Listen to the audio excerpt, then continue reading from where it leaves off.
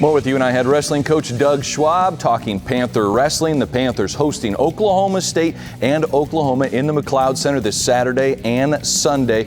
Tickets still available. Great opportunity to see some fantastic Division I wrestling. Coach, last year you were on the road for these two duels, came back with 2 dual wins. That was a big weekend for your guys, building some momentum during the regular season. Yeah, Oklahoma State doesn't lose a whole lot of duels in Oklahoma. Gallagher is a pretty storied place, and then that's what we want to make McLeod, right? We want to make it to where, it's going to be really hard to win in there. You're going to have to come ready, and I look at it like, the national tournament. You have a night match, and you come back that next morning, and you have another match in the afternoon. So it's great. It's a great kind of run through for us to have back-to-back big matches, being able to, hey man, if I win a big match, okay, I got to do it again tomorrow. So I like the setup of that, and hopefully for our fans, everyone comes, and Saturday night they come to the meet, and we whip a whole lot of tail, and they're like, we can't wait to come back on Sunday, and so we'll have those back-to-back, and some really good wrestling is going to take place. Your Panthers whipped a lot of tail at Utah Valley. 34-9 was the final. 3 pins. Start with Kyle Biscaglia. He's a guy that just has a knack for putting guys on their back. Yeah, he's scoring early, getting to angles, and those guys do not want to be underneath him. There's not a guy in the country that wants to be underneath him. Ball chain, chicken wing, he's pinning guys. Bonus points are huge for us, and then I think we went into Budo, Connor Budo got a pin in the situation, and that was a match that was like 6-4 going into the third, and he just blew it out of the water because of the pace that he'd set. And he'd been trying to get the assassin and pin a guy there, so he was pretty happy with that. And then, Parker's, I think he's pinned 3 out of the last 4 guys. Yeah. And he hadn't pinned a lot of guys, but I think that's kind of, if you want to win a Hodge Trophy, there's some things you want to do.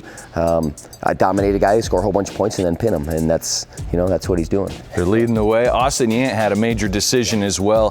What do you see from him grinding through each match? Just does not give anything easy. He makes guys earn every single position, and he's probably quietly undefeated right now. Not people talking about it, because that's a very solid weight class. I think there's 3 national champs in that weight right now. But I tell you what, you better be ready to wrestle a full 420 seconds. And guys are still picking bottom on him, and every time they do, I'm just like, thank you. So he's wrestling really well.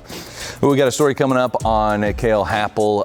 What are you seeing from Cale this season that you really like? He really went back to school and back to work to figure out his wrestling this last spring and summer. Last year he had some really good matches, some real flashes, but he was an alternate to go to the national tournament. So he went with us. He got his weight down. He was ready to weigh in, and then everyone weighed in, and he sat there and watched. And I know that burned on him. And he's like, there's no way that's happening again. And I've seen, there's been some really clutch matches in some situations. I think about that Ohio State duel. He got a takedown late, rode him out, got a takedown in overtime. He's not getting flustered by anything. He's being able to scramble through positions. He's being able to create offense, and he's really doing, a fantastic job of, we talk lead the way. He's leading the way, and just how he's starting to set up offense, and the number of attacks that he's hitting. A ton of growth out of him this last year, and like I said, he's only getting better and better. All right, here's a look at the determination from Cale Happel.